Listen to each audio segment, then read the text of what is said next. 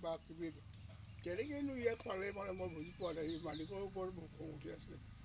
কেনেকৈ ল'ৰাটোৱে এইবোৰ কথা শিকালে ইয়াত বিয়া আছে বুলি জানেই একদম আমাৰ হেৰি চায়াঙৰ প্ৰথম ACS অফিচাৰ দেই জানিব আজিকালিতো সিহঁতে বেছি জানে তেতিয়া এইটো মানে একো পইচা চইচা নিদিয়াকৈ পোৱা তেতিয়াৰ দিনৰ অনেষ্টলি হেৰি হোৱা বাৰু চালি হ'ব চালি হ'ল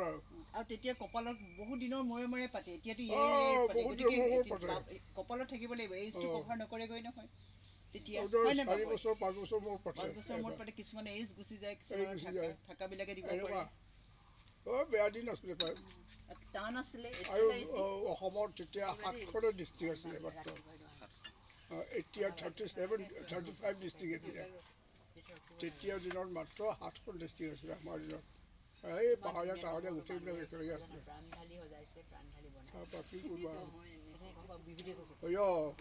মই নাতি লগ পালোঁ গতিকে নাতি হিচাপে তোক মই ক'বলৈ তহঁতই কৈছে বি চিৰিয়াছ আৰু তুমি নিজক এৰি নিদিবা পঢ়িবা ভাল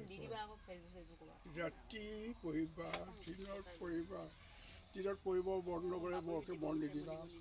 ৰাতি কিন্তু ৰাতি পঢ়িবা আৰু এটা কথা চায়াংটো আমি মোক কষ্ট কৰিবলৈ চাবা আৰু পৰাপক্ষত কাৰণ নিজে সাজি লিখিব নোৱাৰোঁ যে আমি সেইকাৰণে মুখস্থ কৰিবলৈহে চাবা আৰু একদম মুখস্থ বাবুৱে কিমান চনৰ আছিলে ACS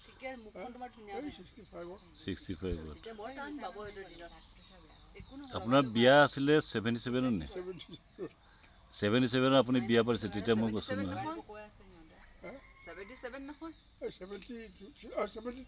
72 বিয়া 72 তেতিয়া বাবে মই চাইকেলত আপোনাৰ ঘৰত আপোনাক মই বাৰাণ্ডাত লগ কৰি আহিছোঁ আৰু মই বাবুৰ লগত চাইকেলত গৈছোঁ আকৌ তেতিয়া আপুনি বাৰাণ্ডাত আগফালে বহি আছে